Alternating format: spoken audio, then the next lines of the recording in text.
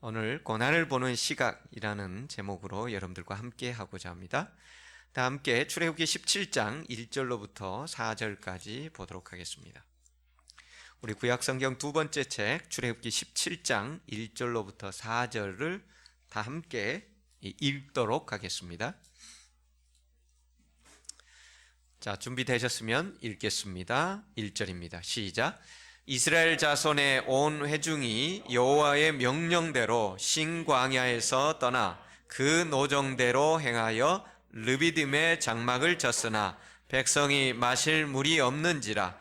백성이 모세와 다투어 이르되 우리에게 물을 주어 마시게 하라. 모세가 그들에게 이르되 너희가 어찌하여 나와 다투느냐? 너희가 어찌하여 여호와를 시험하느냐? 거기서 백성이 목이 말라 물을 찾으매 그들이 여호와의 모세에게 대하여 원망하여 이르되 당신이 어찌하여 우리를 애굽에서 인도해 내어서 우리와 우리 자녀와 우리 가축이 목말라 죽게 하느냐? 모세가 여호와께 부르짖어 이르되 내가 이 백성에게 어떻게 하리이까? 그들이 조금 있으면 내게 돌을 던지겠나이다.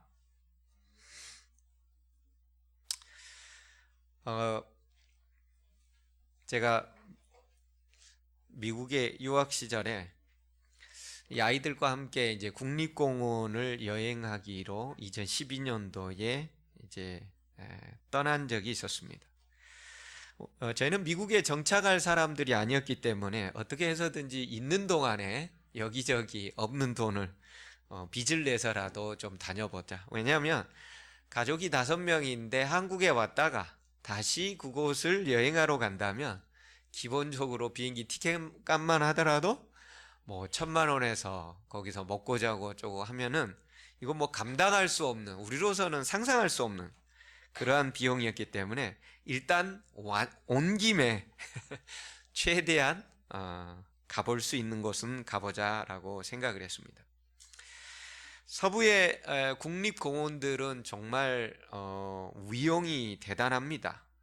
정말 얼마나 대단한지 세계적인 명소이기 때문에 저희도 기본적으로 1년 전에 계획을 하고 숙박시설을 예약하지 않으면 그곳에서 숙박을 할 수가 없습니다.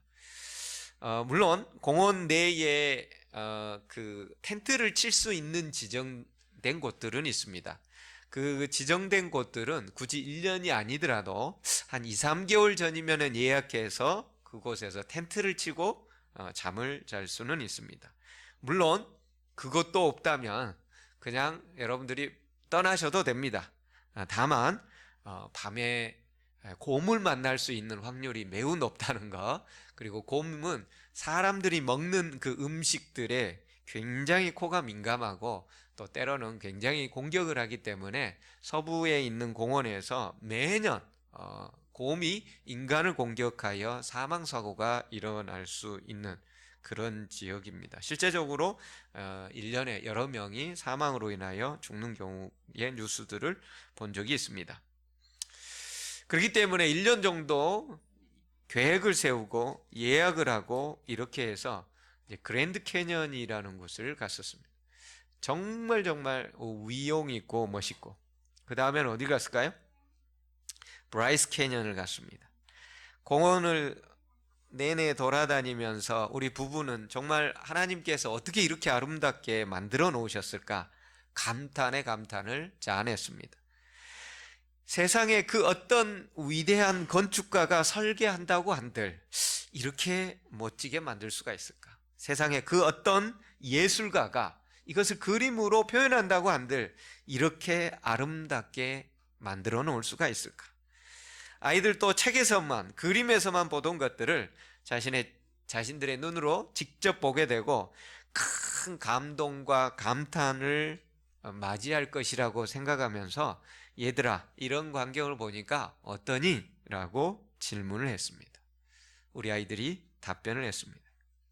다 똑같아. 여기나 저기나 뭐 이제 더 이상 새로울 것도 없고 다 똑같아. 그나저나 오늘 점심 메뉴는 뭐야? 날이면 날마다 주먹밥에 깻잎, 볶음김치, 이제는 지겨워서 못 살겠네. 이렇게 멀리 와서 이런 고생을 하다니.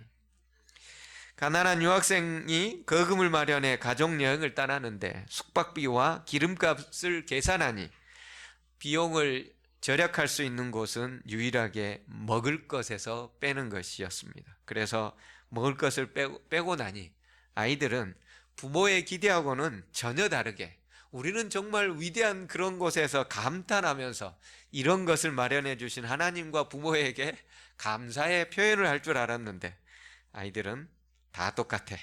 그나저나 오늘 점심은 뭐야? 라고 얘기하는 것이었습니다.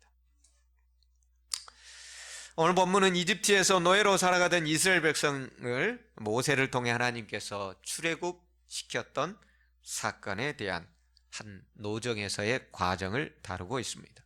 이건 사실 제가 지난 작년도 10월 달에 똑같은 본문으로 한번 설교를 한 적이 있습니다. 다만 오늘은 시각을 조금 달리해서 여러분들에게 이것을 보여드리고자 합니다. 하나님은 계속해서 광야 가운데서 이스라엘 백성을 인도하십니다. 그리고 하나님께서는 이스라엘 백성들을 이집트의 람셋에서 출발하여 이제 드디어 르비딤 시내산 바로 앞에 있는 출애굽기 이제 19장 20장에 가면은 시내산 사건이 나오고요. 그 이전에 17장에 바로 르비딤 사건이 등장하고 있습니다. 하나님이 시키는 대로, 하나님이 명령한 대로 따라왔는데 그 결과는 물이 없는 거예요. 여러분, 다른 곳도 아닌 광야에서 물이 없다는 것은 뭐예요? 죽음을 의미하고 있습니다. 광야는 물이 없기 때문에 식물도 없습니다. 그늘도 없습니다. 뜨겁게 장렬하는 태양이 기본적으로 40도를 넘어서 많게는 50도, 55도까지 올라갑니다. 쉴 곳은 없죠. 목은 마르지요. 떼약볕에 노출되면 그냥 죽는 것입니다. 이스라엘 백성들이 하나님 말씀에 불순종하다가 고통이 왔다면 그 고통은 얼마나 당연하게 그들이 받아들일 수 있겠습니까? 우리도 그렇지 않습니까? 각종 안 좋은 것, 술이라든지 담배라든지 건강에 해로운 걸 하지 말라고 방송에서도 얘기하고 또 교회에서도 여러 번 말했음에도 불구하고 몰래 지속하다가 병이 왔다면 그 고통을 우린 당연하게 생각할 것입니다. 그때 목사님이 설교할 때 끊을 걸 아마 틀림없이 나중에 후회하면서 아마 이런 고통에 대해서 당연하다고 생각할 것입니다. 하지만 여기 17장에 나와 있는 르비딤 사건은 전혀 그렇지가 않습니다. 신광야를 떠나서 그 노정대로 행하였다. 그 여행의 모든 길들이 계획되어 있었는데요. 그 위에 있는 단어가 여호와의 명령대로입니다. 이스라엘 백성들이 자기 방법대로 자기 가고 싶은 대로 간 게 아닙니다. 하나님의 명령에 따라서 하나님께서 지시하시는 곳으로 하나님이 이끄시는 곳으로 한 걸음 한 걸음 다가왔는데 그 결과가 뭐예요? 물이 없어서 목말라서 그리고 어쩌면 죽을 수도 있다는 공포 가운데 그들이 들어가고 있는 것이었습니다. 그래서 4절에는 내게 돌을 던지겠나이다 라고 모세가 얘기하고 있습니다. 우린 지난번 제가 그 제자인가 팬인가 그 둘 차이에 대해서 두 번째 얘기한 거 있었죠. 힘들 때 여러분은 어디에서 위로를 얻는가? 여러분들은 힘이 들 때 어디서 위로를 얻습니까? 사람에게서 위로를 얻습니까? 아니면 하나님에게서 위로를 얻습니까? 문제가 발생했을 때, 고난이 왔을 때, 힘들 때 여러분들은 어디에서 위로를 얻습니까? 보통 많은 사람들은 그것을 발산하기 위해서 사람들에게 갑니다. 그래서 사람에게 가서 그것을 얘기하다 보면은 그것은 원망이 되고 불평이 되는 경우가 많습니다. 그런데 모세는 문제가 발생했을 때 여기 출애굽기 17장 3절에 보게 될 것 같으면 그는 어디로 가요? 하나님께로. 이게 다른 겁니다.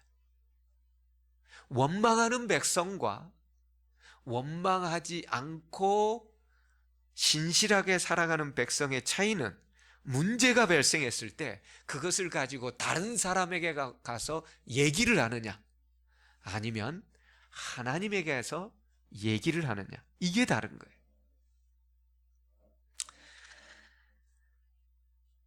모세가 하나님께 찾아가니까 그것은 기도가 되었습니다. 모세가 하나님께 찾아가 기도를 하니까 하나님은 해결책을 내놓았습니다. 그래서 어떤 분은 이렇게 얘기했습니다. 문제가 발생했을 때 사람에게 찾아가면 불평이 되고 하나님께 찾아가면 기도가 된다. 뭐라고요? 사람에게 찾아가면 불평이 되고 하나님께 찾아가면 기도가 된다. 종종 교인들 중에 하나님의 말씀대로 살아가다가 고난과 고통을 만나는 때가 있습니다. 그래서 한 교인이 목사님에게 찾아와 질문을 했습니다. 목사님, 내 인생에는 왜 이렇게 고난의 십자가가 많을까요? 저는 하나님의 은총을 못 받고 살고 있나요? 하나님의 은총이 있다면 도대체 제 삶은 왜 이렇게 고달픈 인생이 될까요? 이 말을 듣고 있던 목사님이 답변을 해줬습니다. 집사님, 만약에 우리나라의 최고의 그 그룹의 회장님이 집사님에게 자기 아들의 양육을 위탁했다면 그분이 집사님에게 무엇을 해줄까요? 돈이라든지 아니면은 자기 아들의 양육을 위하여 필요한 대부분의 것들을 다 마련해주고, 그렇게 마련해주고 나서 집사님에게 이 아들 좀 부탁한다고 얘기하지 않을까요? 틀림없이 돈이 많으신 분이라 가장 좋은 것으로 필요한 모든 것들을 다 충족해서 마련해 줄 것입니다. 하나님이 당신의 독생자 예수를 마리아와 요셉에게 맡겼습니다. 하나님은 마리아와 요셉 그들의 손에 바로 예수의 양육을 부탁하신 것이었습니다. 하나님이 그의 독생자를 맡길 때 가장 좋은 것으로 주시면서 마리아와 요셉에게 부탁했습니다. 그 가장 좋은 것이라는 것은 가난하고 보잘것없는 집과 가난한 이방의 동네에서 살아가는 것이었습니다. 예수님 탄생했을 때에 당시에 그 지역을 다스리고 있었던 왕은 헤롯 왕이었습니다.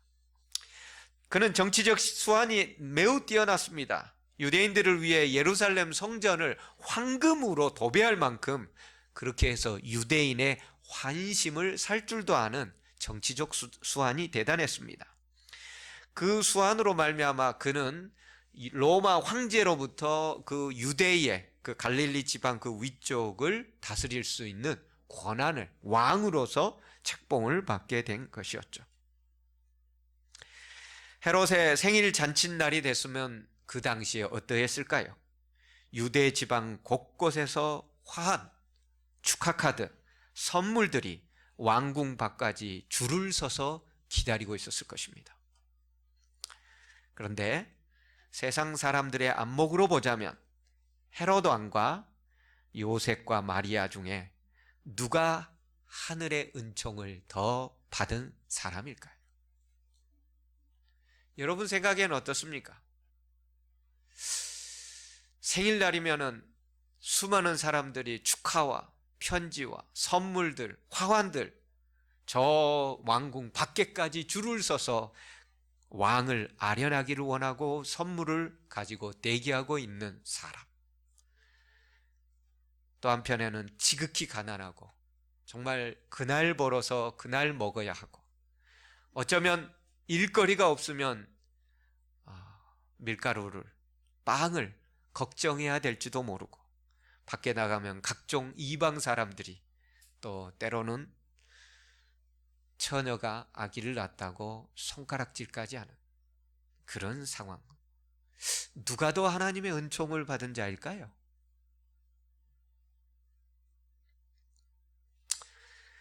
세상의 시각으로 보면 누가 보더라도 헤롯 왕이 더 축복받고 더 복받은 인생일 것입니다. 우리 재림교인들도 이런 경우에 헤롯과 같은 처지의 사람을 부러워하는 경우가 왕왕 있습니다. 그런데 정말로 헤롯 왕이 더 축복받은 것일까요? 여러분의 판단도 그러한가요? 요셉과 마리아보다 진정 헤롯 왕이 더 축복받았을까요? 머리로는 요셉과 마리아가 하나님께 은총받은 삶이라고 틀림없이 정답을 얘기할 수 있을 것입니다. 하지만 우리 마음속 저 깊은 곳에서 나도 헤롯 왕처럼 부와 권력, 때로는 성공이라는 것을 조금 누려보고자 하는 마음들이 저 마음속 깊은 곳에 여전히 있는 것 아닌가요? 나도 강남의 부자들처럼 더 좋은 집에서, 더 넓은 아파트에서, 더 좋은 직장, 더 좋은 대학, 더 좋은 과에서, 그리고 더 좋은 승용차와 더 많은 여행지를 다니면서 생일이면 수많은 사람들이 선물을 들고서 집 밖에까지 줄을 서고 기다리는 그런 폼나는 삶을 마음속 저 깊은 곳에 돌처럼 자리 잡고 있는 게 우리의 삶이 아닌가요? 성경은 단언합니다. 요셉과 마리아가 더 은총받은 삶이라고. 성경은 단언합니다. 마리아 같은 인생을 하나님께서 복 주시고 계시다고. 헤롯과는 비교할 수가 없습니다. 하나님이 금과 은과 세상의 모든 것이 그분의 것이라고 말씀하셨습니다. 그런데 마리아와 요셉에게 하나님의 독생자 예수를 맡기면서 그런 것을 허락하지 않았습니다. 주기 싫어서 그랬을까요? 아닙니다. 하나님은 가장 좋은 것으로 마리아와 요셉에게 주신 것이고, 당신의 독생자를 맡기기에 가장 최선의 것을 마리아와 요셉에게 허락하신 것입니다. 그러니 가난이 마리아에게는 축복이었습니다. 세상의 관점이 아닌 하나님의 관점에서 우리는 우리에게 다가오는 사건들을 바라볼 수 있는 눈들이 있어야 합니다. 여러분, 그렇다고 오해하지는 마십시오. 마리아에게 가난을 복으로 주셨다고 가난 자체가 하나님이 허락하신 복이라는 말은 절대 아닙니다. 하나님은 당신의 뜻에 맞게 어떤 사람은 가난한 삶을 통하여서도 복을 받게 하시고, 어떤 사람은 재정적 풍요를 통해서 하나님의 일을 재정적으로 후원하도록 그렇게 인도하시기도 하십니다. 하나님은 당신의 뜻에 맞게 그런 것들을 허락하시는 것이죠. 우리는 단순히 세상적 시각에서 벗어나 하나님의 시각으로 우리에게 주어진 상황들을 바라볼 수 있는 눈이 있어야 된다는 의미인 것입니다. 특별히 마지막 라오디게아 교회에게 보내는 편지에서 요한계시록 3장에서는 네가 말하기를 나는 부자라 부요하여 부족한 것이 없다 하나 네 공부한 것과 가련한 것과 가난한 것과 눈먼 것과 벌거벗은 것을 알지 못하는도다. 여기에 이 가련하고 가난한 것은 영적인 것을 의미합니다. 물질적 풍요, 물질적으로 많은 것을 의미하지 않습니다. 눈먼 것과 벌거벗은 것을 알지 못하는도다. 내가 너를 권하노니 내게서 불러 연단한 금을 사서 부요하게 하고 흰옷을 사서 입어 벌거벗은 수치를 보이지 않게 하고 안약을 사서 눈에 발라 보게 하라. 라오디게아 백성들, 예수님이 재림하기 직전에 세상에 있는 마지막 하나님의 백성들을 라오디게아 교회의 백성이라고 얘기를 합니다. 근데 그 백성의 특징이 눈이 먼 거예요. 육신적으로 보이지 않는 눈이 먼 게 아니라 영적으로 눈이 먼 거예요. 영적으로 분별을 못하는 거예요. 뭐가 옳고 그른지, 뭐가 진정한 복이고 뭐가 진정한 안 좋은 것인지 악인지를 분별하지를 못하는 거예요. 여러분, 이제 안약을 사서 눈에 바를 시기입니다. 오늘 본문 하나님의 말씀대로 따라갔는데 뭐가 없어요? 물이 없는 거예요. 하나님의 말씀대로 따라갔는데, 아니 하나님의 말씀대로 따라가면은 복이 넝굴채 막 들어와야 되는 거 아니에요?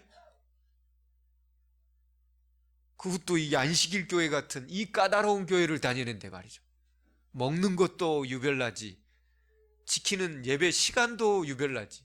아니 뭐 토요일이면 토요일 그냥 밤 12시부터 밤 12시까지면 딱 깔끔하니, 금요일 날 저녁 식당도 오픈해가지고 깔끔하니 돈 벌고 끝나면 좋은데, 어떻게 된 게 금요일 해질 때부터 토요일 해질 때 해가지고 금요일 저녁 토요일 막 해가지고 우리 교인들이 식당 사업을 거의 할 수가 없습니다. 저 광주가 한때 그 채식 뷔페로 굉장히 유명해가지고 4군데 이상의 우리 교회 장로님들이 운영해서 굉장히 큰 수익을 벌었는데 지금 다 문을 닫았습니다. 다 똑같습니다. 금요일과 안식일 영업을 포기한다는 것은 식당에서는 불가능한 일입니다. 매출의 절반. 그렇다고 인건비가 낮은 것도 아니고. 유난히 이렇게 까다로운 교회를 다닌다면 그냥 가만히 있어도 복이 막 굴러와야 되는 거 아니에요? 하나를 알려주면 열을 깨닫고, 10원을 투자하면 1,000원을 벌어들이고, 운동을 한 번 하면 운동 선수만큼은 아니더라도 건강이 막 절로 굴러 들어와야 되는 거 아닌가요? 어떻게 하나님 말씀대로 따라갔는데 물이 없을 수가 있습니까? 어떻게 하나님 명령대로 순종했는데 먹을 게 없을 수가 있어요?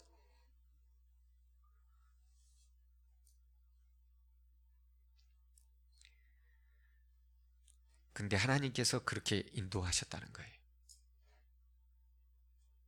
물이 없는 곳으로 일부러.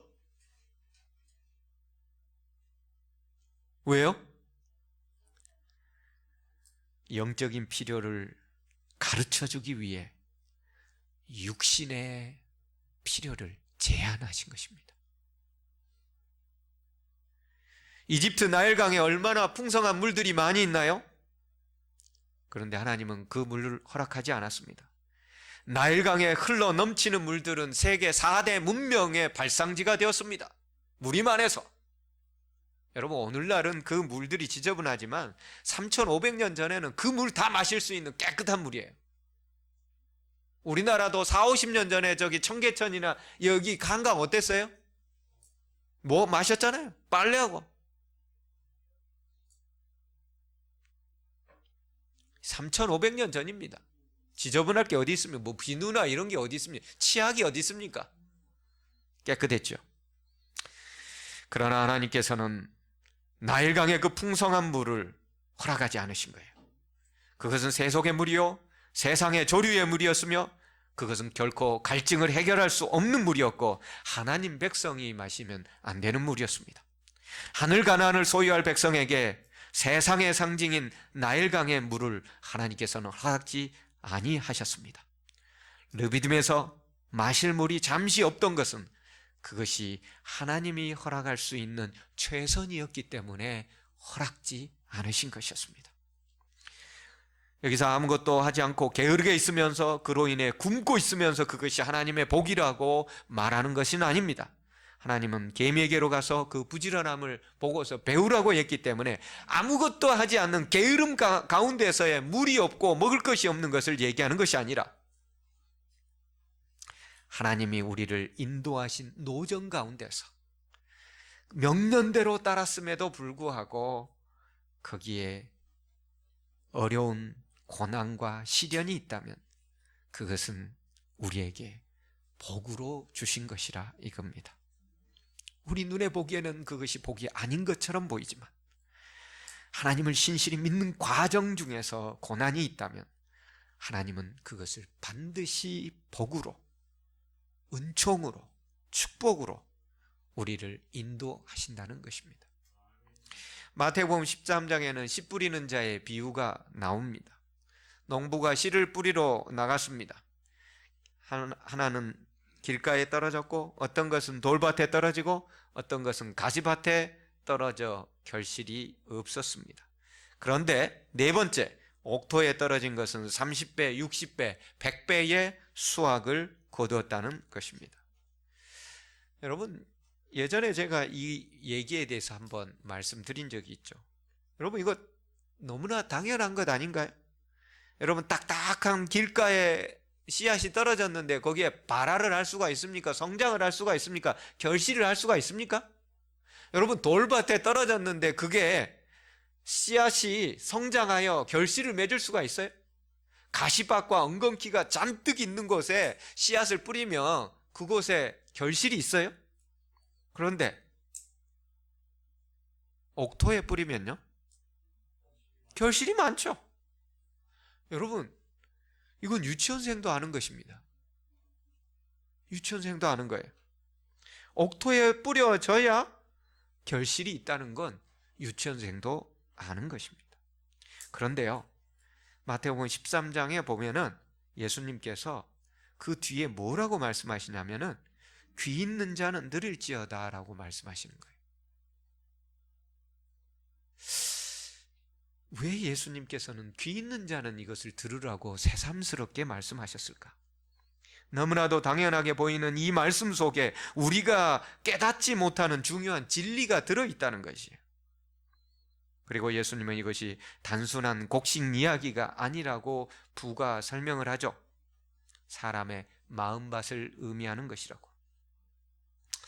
길가나 돌짝밭이나 가시밭과 옥토와의 근본적인 차이가 무엇일까? 앞에 있는 세 밭은, 길가나 돌짝밭이나 가시밭은 있는 모습 그대로입니다. 근데 옥토는 전혀 다릅니다. 뭘 해야 옥토가 돼요? 곡괭이질, 삽질, 쟁기질, 땅을 파고 부수고 갈아엎고 거름도 주고, 그 과정이 없이는 옥토가 되지 않습니다. 이 과정을 통해서 이 땅 스스로 보자면 뒤집어지고 깨지고 핥히고 고난과 고통을, 우리 마음으로 하자면 고난과 고통을 겪은 땅이라는 거예요.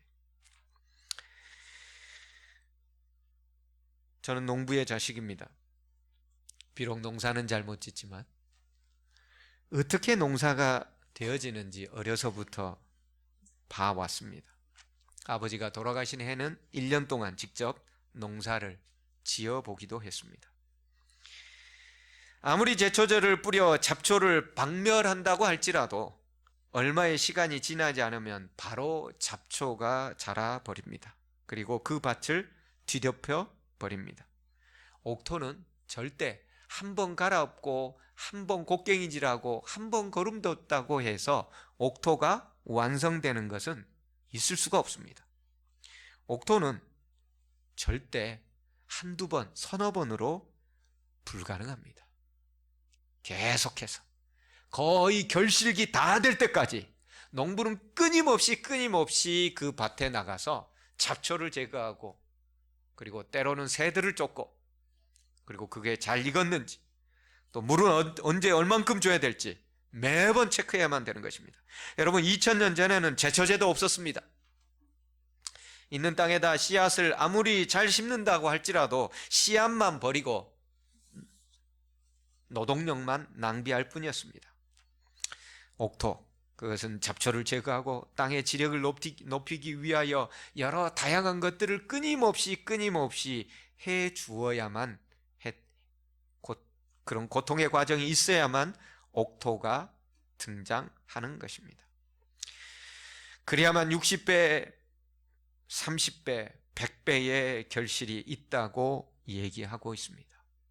주께서 귀 있는 자는 들을지어다 하신 말씀의 의미는 우리가 우리의 마음을 옥토밭으로 만들기 위해서는 끊임없이 결실기까지, 우리 주 예수 그리스도 오시는 때까지 끊임없이 우리의 마음밭을 뒤집고 헤집고 말씀으로 다시 한번 계속해서 하지 않으면 우리는 결실이 없다는 것입니다. 있는 모습 그대로는 결실이 있을 수 없습니다. 있는 모습 그대로 교회에는 나오는 것은 그것은 하나님께서 초청하시는 것이지만 그 처음 나왔던 그 모습 그대로 변화 없이 자신의 마음의 밭을 끊임없이 개간하려는 노력이 없이 그저 가만히 있다면 그것은 잡초와 그리고 사단이 원하는 온갖 세상적 사건들로 가득 채워져 결실이 없게 될 것입니다.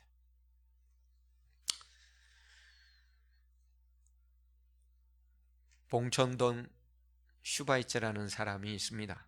윤주홍이라는 의사인데요. 그는 젊은 날 의사가 되기를 소원하며 이 땅에 가난하고 헐벗은 사람들을 위해 인술로 헌신하겠노라고 하나님께 서약을 했습니다. 하나님께 서원하면 반드시 약속을 지켜야 하는데, 근데 막상 의사가 되고서 열심히 진료하다 보니까 환자가 몰리니 당연히 돈이 잘 벌리고, 그러다 보니까 교회에 나갈 시간이 점점 없는 것입니다. 환자들이 몰리고 돈이 벌리고 너무나도 잘 벌리자 자신이 하나님을 위해서 봉사하겠노라는 소원은 어느덧 사라져버리고 교회도 안 나가고 그럭저럭 열심히 그러던 돈을 신나게 벌고 있던 어느 날 병원 앞에서 급브레이크를 받는 소리가 들렸습니다. 아, 또 교통사고구나 하고 생각하고 있는데 갑자기 기사로 보이는 한 사람이 가슴이 찌그러지고 피투성이가 되어 있는 한 아이를 데리고 들어왔습니다. 그 피투성이가 된 아이를 받아들고서 열심히 응급처치를 하려다가 그만 가슴이 무너지는 것을 느꼈습니다. 가슴이 찌그러지고 피투성이가 된 아이는 바로 그의 가장 사랑하는 딸아이였던 것입니다. 병원 앞에서 놀고 있는 그 아이를 택시기사가 받아버렸는데, 오 하나님, 부르짖으며 딸 아이의 가슴에 청진기를 대고 심장 소리를 듣기 위하여 열심히 청진기를 대었습니다. 하지만 아무리 듣고 싶은 그 심장의 박동 소리가 딸 아이의 가슴 속에서 들려오지 않았습니다. 하나님, 어떻게 이럴 수가? 의사인 아버지인 내가 치료의 손길 한 번도 못하고 딸이 이미 죽어버린 것을 그대로 지켜보고만 있어야만 했습니다. 까마득히 잊고 살았던 하나님을 원망하며 그는 의사 가운을 벗어 던져버렸습니다. 그날로 병원 문도 닫아버렸습니다. 눈만 뜨면 실신한 사람처럼 딸아이의 무덤을 찾는 일이 하루의 일과가 되어버렸습니다. 여름이 가고 가을이 가고 겨울이 되었지만 그는 매일 딸아이의 무덤에 가서 울고 오는 것이었습니다. 딸아이의 무덤에 내린 눈이 아이를 춥게 하는 것이 견딜 수가 없어서 웃옷들을 벗어버리고 맨몸으로 아이의 무덤을 껴안고 아비의 체온으로 눈을 녹여주고 있었습니다.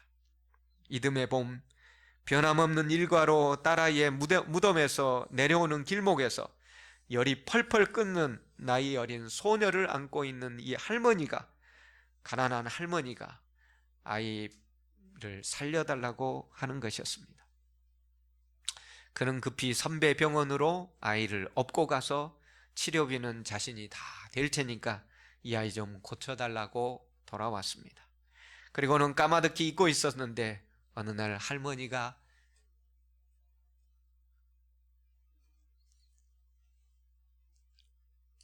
아이를 데리고 그 병원으로 찾아온 것입니다. 그 어린아이가 먼지 쌓인 병원을 둘러보고 얘기했습니다. 아저씨도 의사야? 그런데 왜 의사 옷을 안 입었어? 청진기도 귀에 안 대네? 그렇게 얘기하는 것이었습니다. 그는 아이를 기쁘게 해주기 위해 오랜만에 가운을 입고 먼지가 가득 쌓인 의자에 앉아 청진기를 대었습니다. 그 순간, 바로 그 순간 천지를 깨우는 듯한 심장의 고동소리가 들려왔습니다. 그 힘찬 고동소리는 그가 그리도 안타깝게 그리워했던 딸아이의 죽었던 그 딸아이의 심장의 고동소리였습니다. 그 아이가 사고를 당하던 날 그토록 청진기를 갖다 대어도 들리지 않았던 바로 그 심장 소리 말입니다. 그 고동소리는 아비의 귀청을 찢고 아비의 심장을 때리고 아비의 죽었던 영혼을 깨우는 힘찬 고동소리였습니다. 오 하나님, 오 하나님, 신음하던 저를 아이가 올려다 보았습니다. 그 맑고 영롱한 눈동자, 그 또한 죽었던 딸아이의 눈동자였습니다. 그는 소리쳤습니다.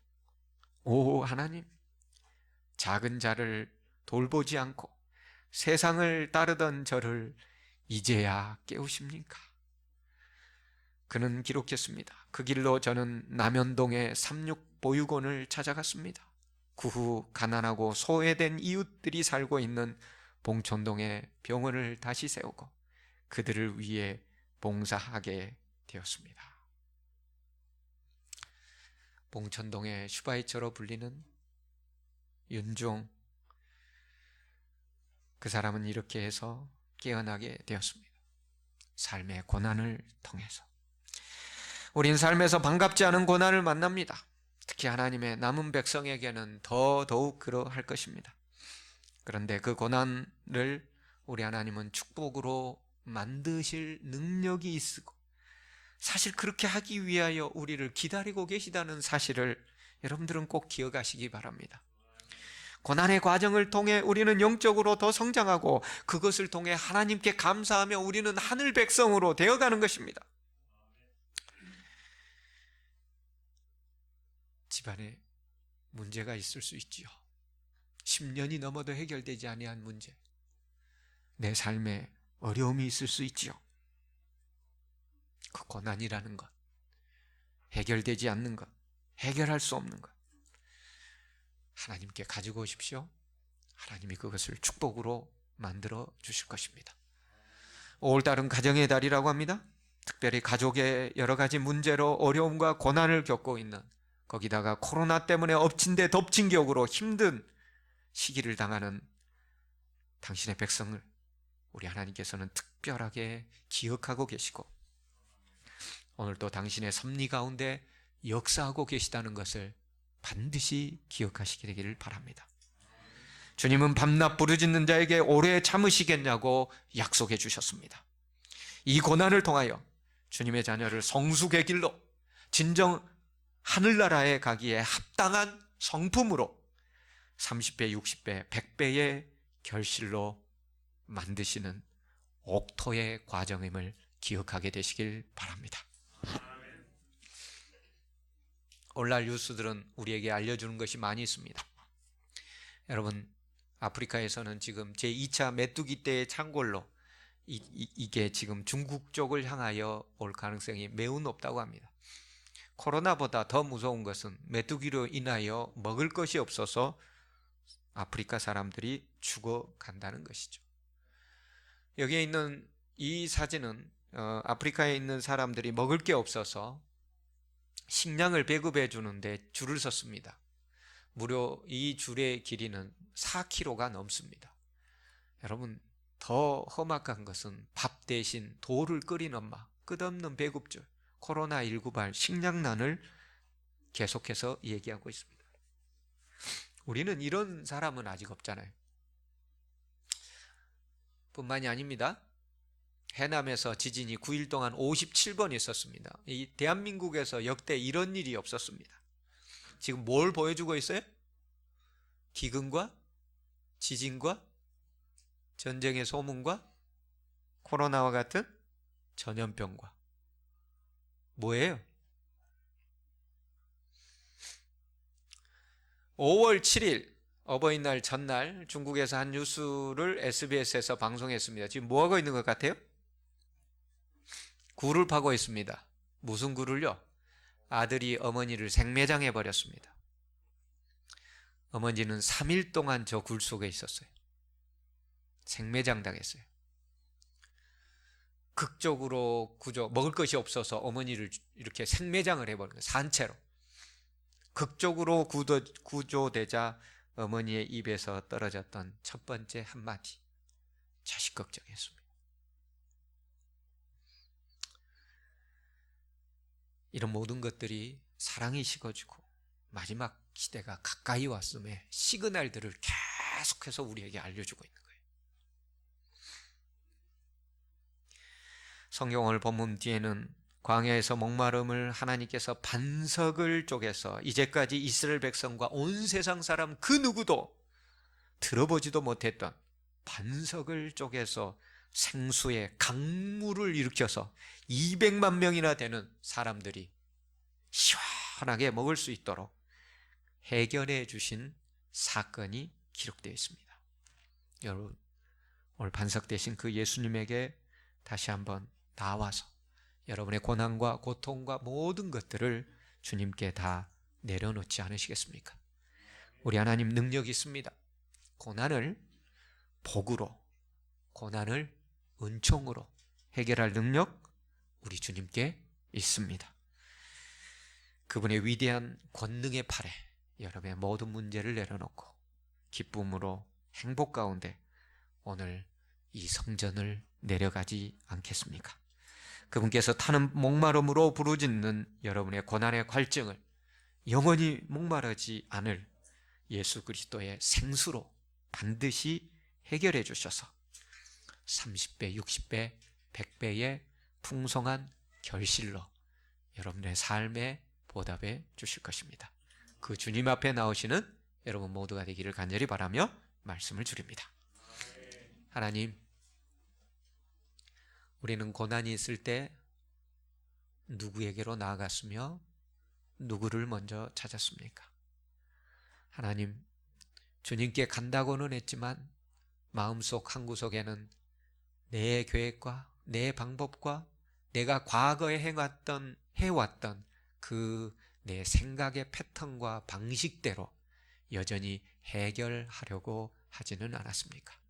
주님, 우리의 마음밭을 옥토로 가꾸기 위하여 주님께서 허락하신 그 여러 가지 고난과 문제거리들을 주님, 얼마나 주님 손에 내려놓고 주님 뜻과 주님 계획과 주님 방법으로 해결하기 위하여 우리는 노력해 왔습니까?